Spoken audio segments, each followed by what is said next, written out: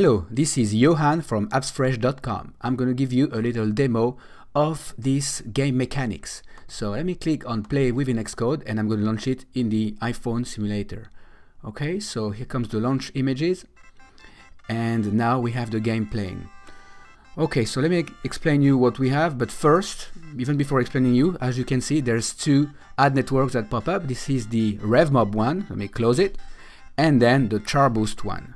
Okay, so those appear every 3 games. Now you can change that in the settings. That's no problem. You can have it every game or every 10 games. It's up to you.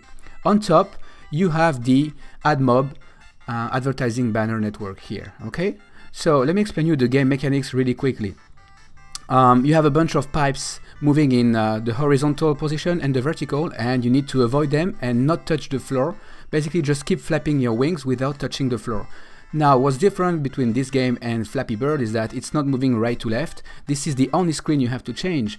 And what's going on is that if you tap on the left side of the screen, your character jumps to the left. And if you press the right side, obviously, your character will jump to the right. Okay, so let me give you a little demo of this. I'm going to press play. Okay, so I'm tapping on the right. My character moves to the right. Okay. And on the left, my character moves to the left. So I need to pick up that worm right there. Well, I just missed, as you can see, and then you have the ads coming up the first time. Now those ads are going to appear every 3 times. So let me press play again so you guys can see the demo. I'm going to go and pick up that worm right there. All right.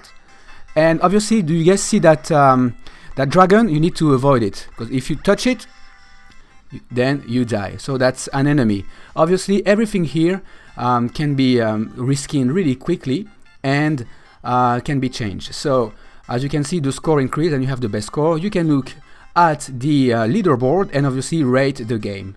Okay, so that's enough for the demo. Now let me show you how to change most of the settings. If you go to the global.h file, you can see the fonts that we use. You can see the Charboost IDs, the RevMob IDs, the AdMob ID. Okay, so you need to put yours, and you can change the sound effects here if you want to. Now those are optional.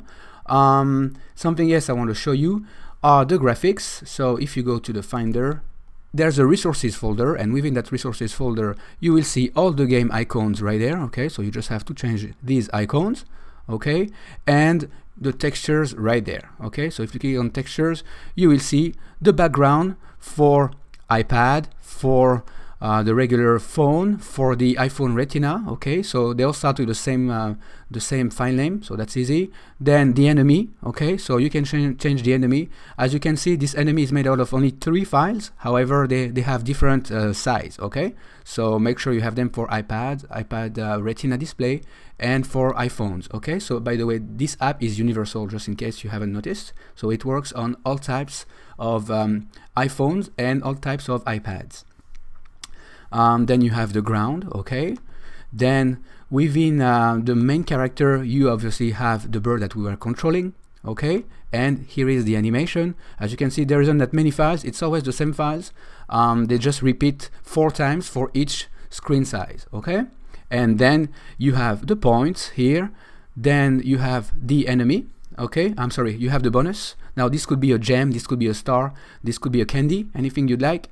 And here are the pipes. Okay, so as you can see, we have the pipes, and you can make the game harder or easier to play just by changing these graphics. Okay, so you can change the pipes. You can even make it shorter, so you can just cut half of it and the pipe wouldn't go as far.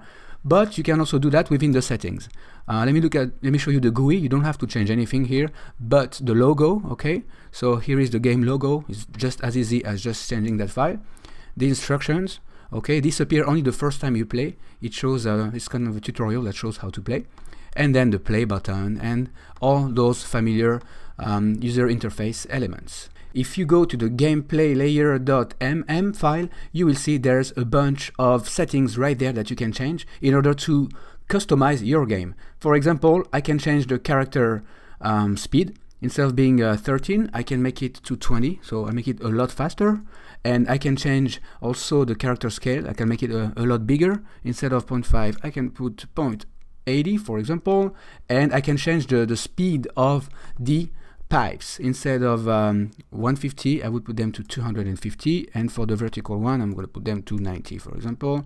And next thing I'm going to do is also play the game to show you the difference. Okay, just as you can see, by just quickly changing those numbers, you can customize the game easily. You can also enable the enemy or disable the enemy, change the speed of the enemy, and also the spawn rate of the bonus items. Okay, so let's give it a shot.